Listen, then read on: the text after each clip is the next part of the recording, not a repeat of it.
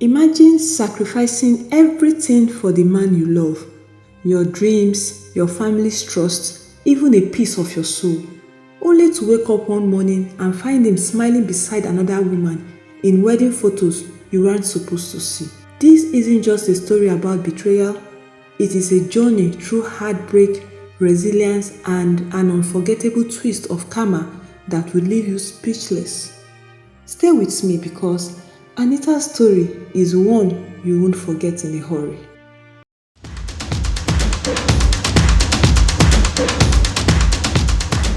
The moment I saw the pictures, it felt like the entire world shattered into a million pieces. My nails buckled and a scream crawled its way up my throat but never found release. There he was, Kunle, the man who held my heart for 8 long years, dressed in white, smiling beside another woman. The image on my phone burned into my memory. It wasn't just a wedding, it was a funeral of everything I had built, hoped for, and sacrificed. My name is Anita, and this is my story. Kunle wasn't just my boyfriend, he was my anchor, my dream, and my promised forever. We met during my second year in university. Kunle had a smile that could light up a room, and his charm was disarming. He had a way of making you feel like you are the only person in the world. When he told me he would marry me someday, I believed him without hesitation. In those early days, Kunle and I were inseparable. He would bring me lunch during long study sessions, and I would ride in his beat-up car as we talked endlessly about our future. My dreams were big. I had offers to work in Lagos and even abroad after graduation, but Kunle wanted me close. Our love is worth more than any job, he would say, and I stayed. I turned down opportunities because I believed in us. Kunle's business ambition became our shared priority. When he needed capital to start his venture, I didn't think twice. I sold my father's land, a piece of property that held sentimental values just to support him. My family disapproved vehemently, warning me about neglecting my growth and prioritizing someone who might not reciprocate. But I ignored them blindly, but because I was blinded by love and trust. When I started smelling something fishy was when I got pregnant for Kunle. I was so happy that at least this child would cement our relationship. But I was wrong. Although when Kunle heard the news, he faked happiness. I saw through him that he was truly not happy. Weeks later, he brought drugs and asked me to take them to make me strong, only for me to have a miscarriage that nearly took my life. The pain was unbearable, not just physically but emotionally. I lay in the hospital bed staring at the ceiling, wondering how the man I love could be so indifferent. The years passed and the promises piled up. After Kunle landed a stable job, I was certain a wedding date would follow. But it was always, let's save a bit more money or soon, my love. When he finally proposed, it wasn't grand, but it was intimate, just us and a ring. That ring became my beacon of hope.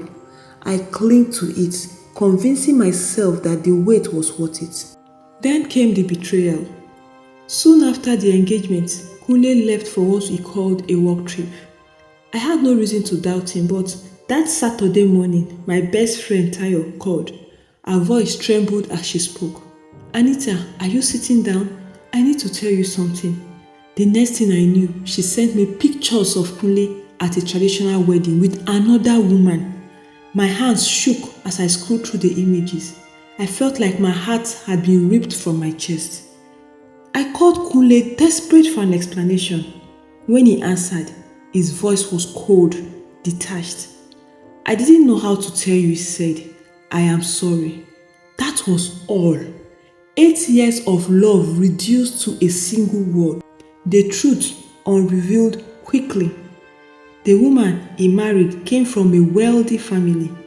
Her father had secured him a lucrative business deal, a deal he had been pursuing for months. I was discarded, just another sacrifice for his greed. My 8 years of loyalty, my sacrifices, my dreams, all traded for a contract. The days that followed were a ball of pain and numbness. I couldn't eat. I couldn't sleep. My mother, who had always been skeptical of Kunle, urged me to move on. You deserve better, Anita, she said. My friends suggested I sue him for breach of promise to marry, but what would that accomplish? It wouldn't erase the ache in my soul. One night, unable to contain my anguish, I went to Kunle's new apartment, the one he had promised would be ours. When he opened the door, I barely recognized him. He was cold, unfeeling. You have to move on, he said. We both knew this might not work out. Those words felt like knives slicing through me. I had given him everything, my time, my love, my future, only for it to be dismissed as a might not. The final blow came a week later when I saw pictures of their honeymoon in Paris. Paris, the city Kunle and I had dreamt of visiting together. The captions were filled with hashtags. Hashtag new beginnings, hashtag love of my life. It was as though I had never existed in his world. At first, the pain was all-consuming, but as the days turned into weeks, something inside me shifted. I realized that I had lost myself in Kunle's shadow.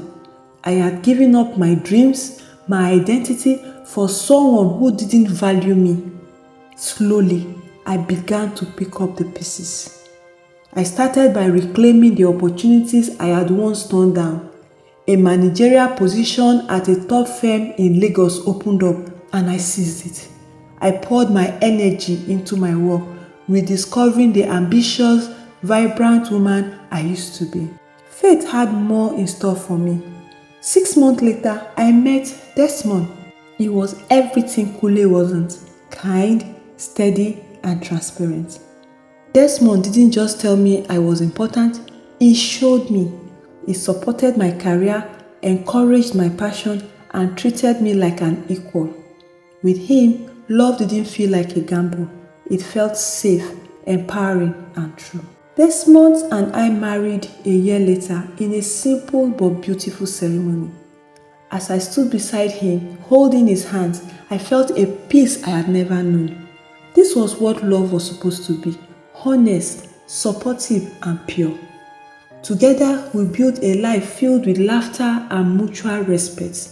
I even started a mentorship program for young women, teaching them to value themselves and never settle for less.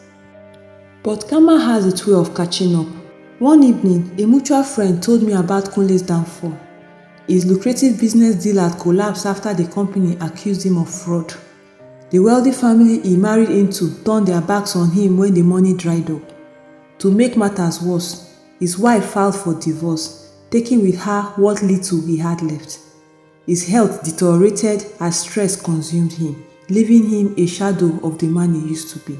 Kunle tried reaching out to me through social media, sending messages filled with regrets. I made a terrible mistake. One of them read, "You are the best thing that ever happened to me." But I was done looking back. His choices had led him to where he was, just as mine had led me to a better, brighter future. The last I heard, Kunle was living with a distant relative, battling depression and trying to rebuild his life. I don't feel joy at his suffering. No, I don't. Only a profound sense of closure. Karma had done its work and I had moved on.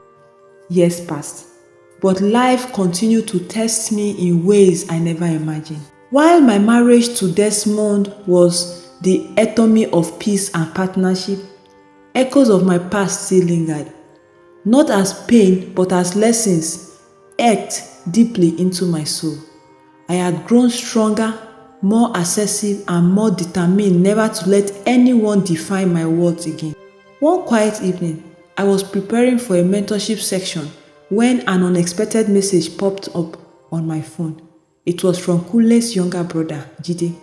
I hesitated before opening it, curiosity eventually getting the better of me.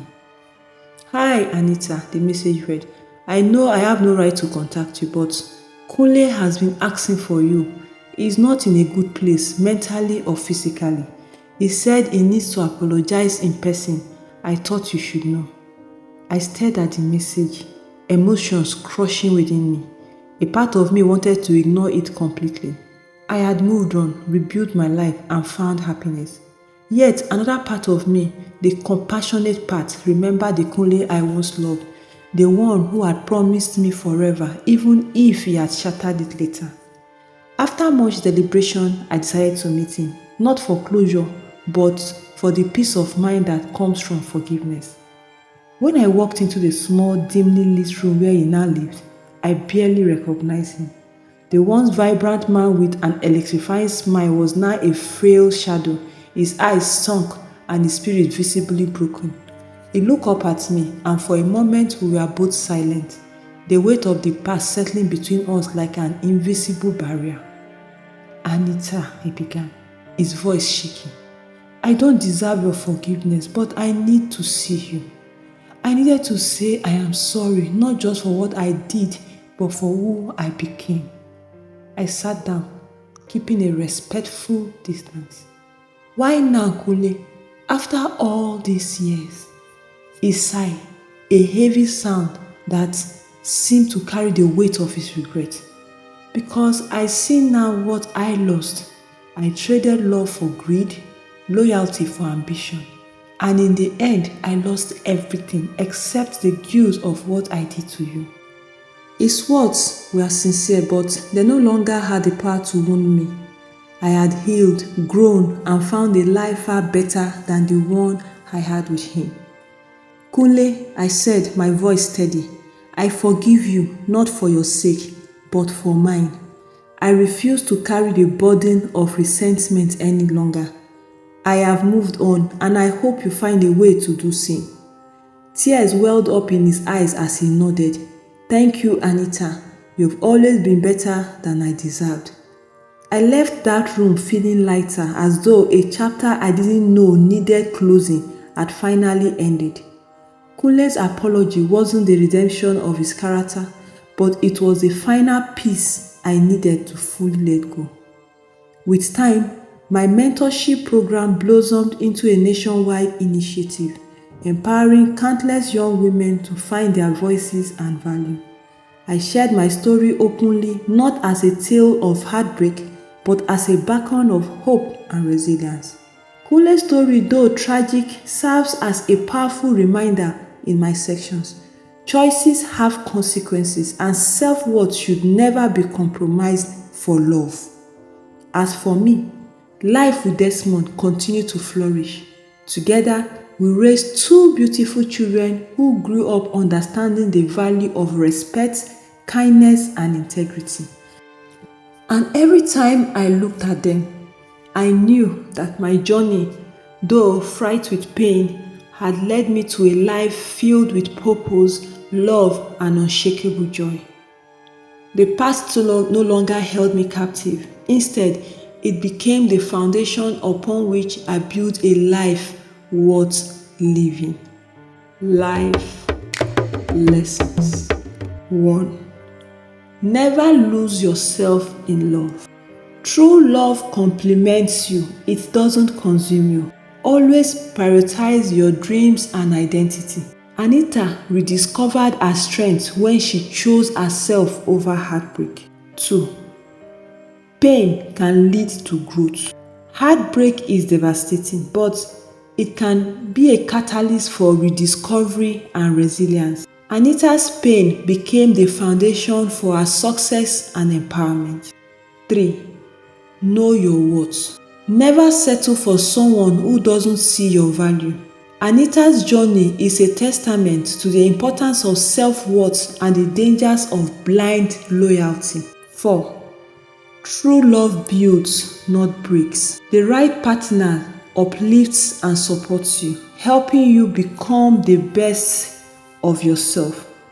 Desmond's love was everything Kunle wasn't: steady, genuine, and nurturing.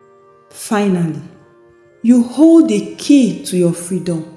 No matter your past experiences or the negativity life may push your way, remember, You are not defined by your past. Anita found strength in reclaiming her narrative and unlocking a future filled with purpose and love.